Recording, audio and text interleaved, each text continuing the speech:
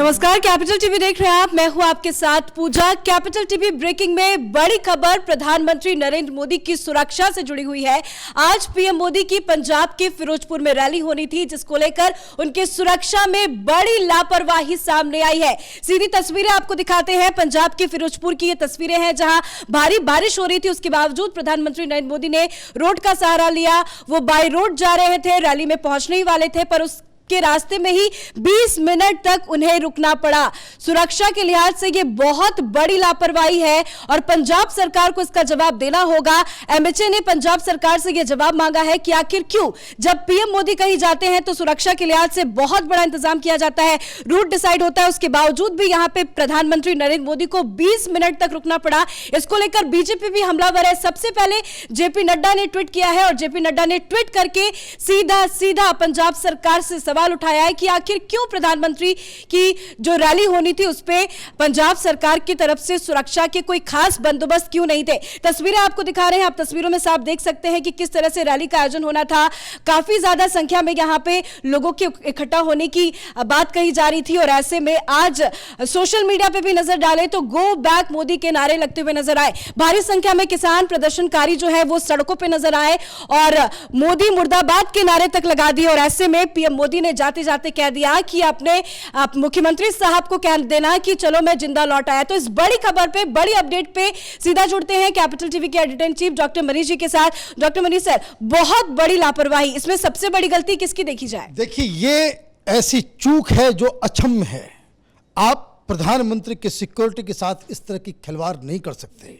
और कहां पे ये हो रहा है ये भी आप समझिए कि ये पाकिस्तान के बॉर्डर के पास हो रहा है, जिस जगह पे ये घटना घटी 25 किलोमीटर दूर। और प्रधानमंत्री ने ये बात क्यों कहा? वो वापस बठिंडा एयरपोर्ट पे जाते हैं तो एयरपोर्ट के अधिकारियों से जब बातचीत होती तो उन्होंने ये कहा कि अपने चीफ मिनिस्टर को धन्यवाद कह देना कि मैं जिंदा लौट आया। और ये जिंदा लौट आया, आपने जो तस्वीरें दिखाई उसको फिर से मैं एक बार रिविजिट करना चाहूंगा कि ये जो तस्वीरें हैं, ये एक ओवरब्रिज के ऊपर जाम लगा हुआ है। जाम क्यों लगा हुआ है? क्योंकि अब अगली तस्वीर में देखिए कि ये काली जो गाड़ी है ये प्रधानमंत्री की कार है।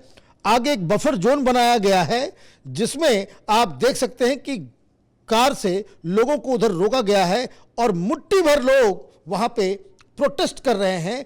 और ये गाड़ियां कहां पे खड़ी हैं? तो ये गाड़ियां एक ओवरब्रिज के ऊपर। अब ये समझिए कितनी बड़ी चूक हुई है और कितना बड़ा हादसा टला है। ओवरब्रिज पे अगर पूरा का पूरा कॉन्वॉय, पूरा काफिला अगर उस पे फंसा हुआ है, आपके पास कहीं भागने की भी जगह नहीं है।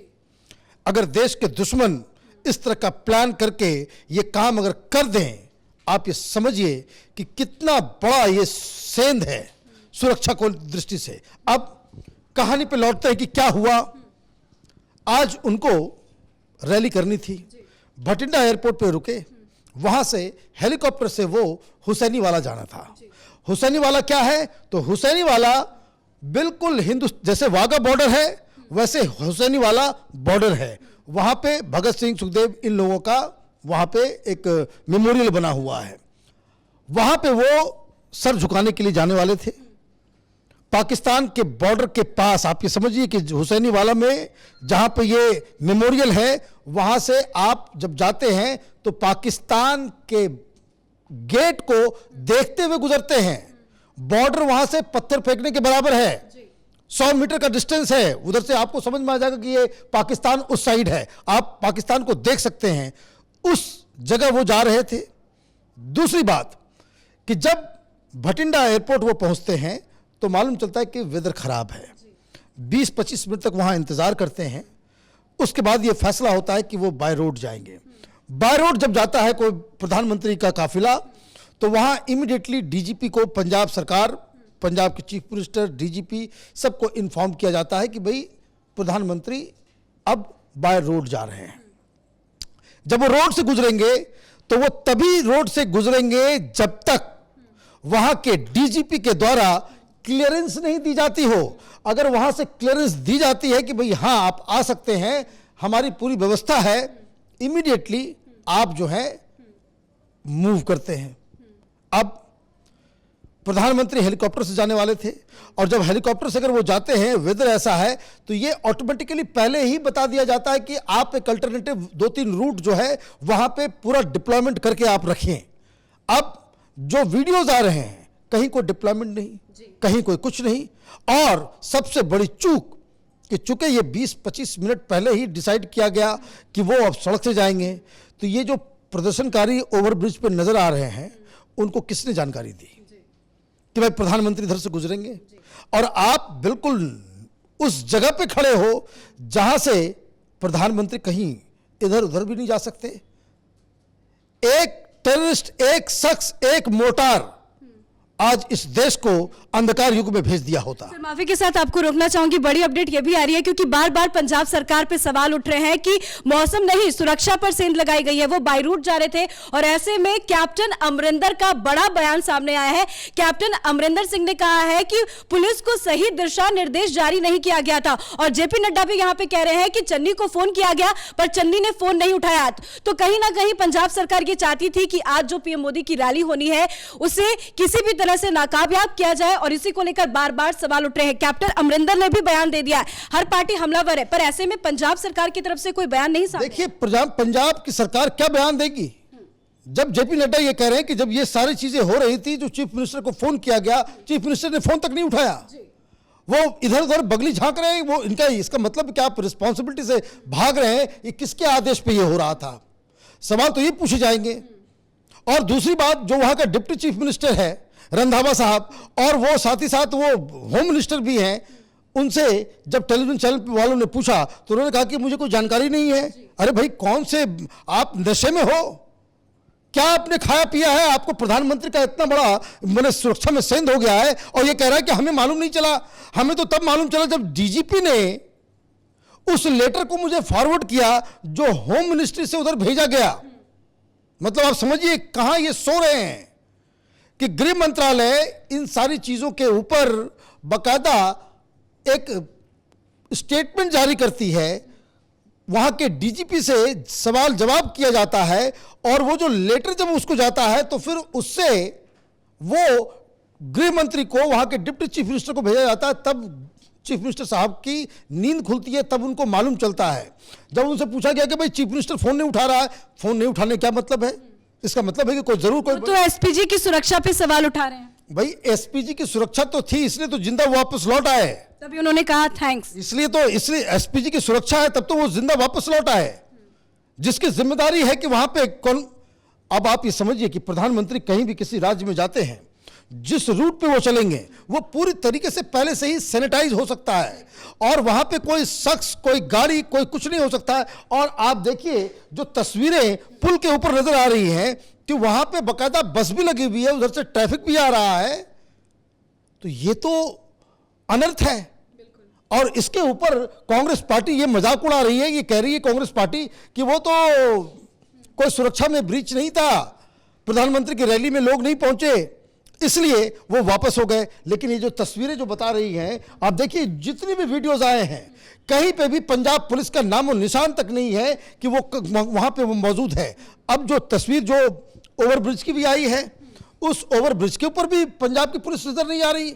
ये क्या चक्कर है, ये आप समझिए। और पंजाब में पिछले 1-2 महीने से लगातार इस चीज की रिपोर्ट आईबी लगातार इस बात को बता रही है कि वहां पे आतंकवादी हमले हो सकते हैं, आतंकवादियों के निशाने पे पंजाब है, वहां पे खालिस्तानी एक्टिव है, पाकिस्तानी आईएसआई उसके दलाल एक्टिव हैं। ये सारी सिचुएशन को देखते हुए ये बहुत ही बड़ा चूक है, और ये चूक के लिए गृह मंत्री के जो इस्तीफा मांगा जा रहा है, इस सरकार को सैक कर देना चाहिए।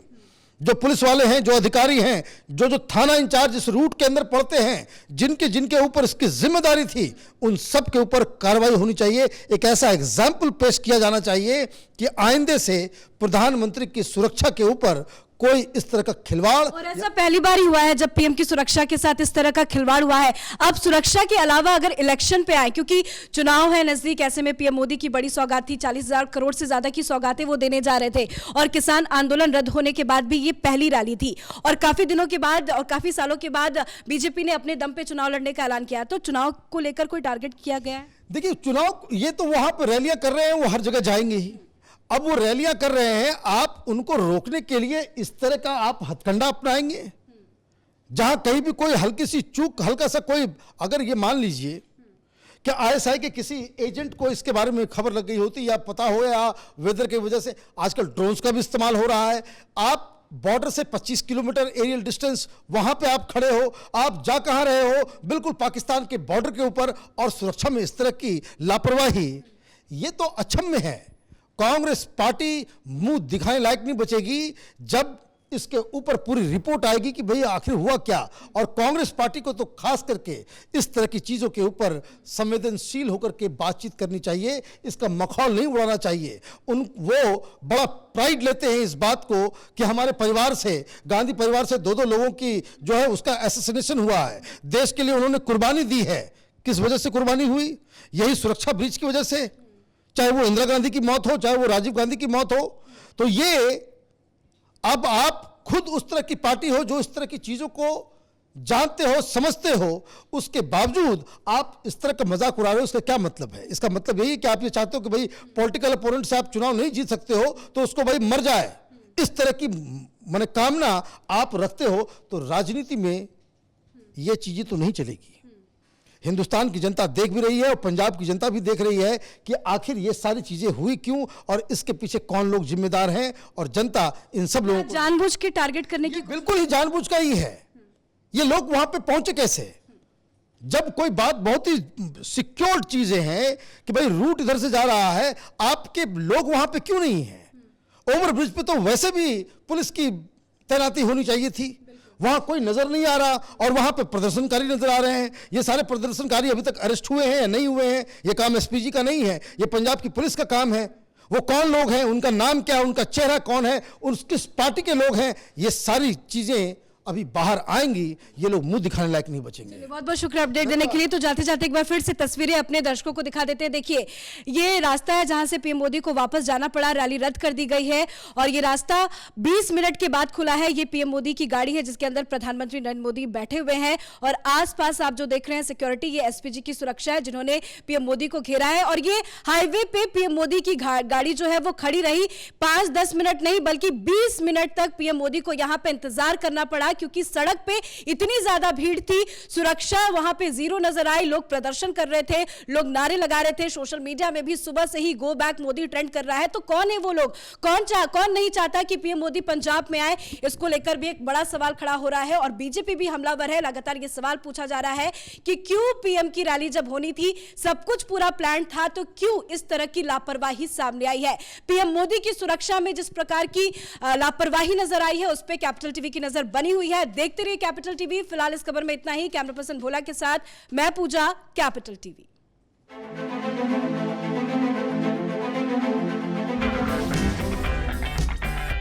अगर आपको हमारा वीडियो पसंद आया हो तो इसे लाइक करें, हमारे चैनल को सब्सक्राइब करें और हाँ, बेल आइकन दबाना ना भूलें ताकि आप तक हमारे वीडियो की नोटिफिकेशन पहुंचती रहे। आप अपना सुझाव हमें कमेंट बॉक्स में दे सकते हैं। हमारे साथ जुड़ने के लिए शुक्रिया।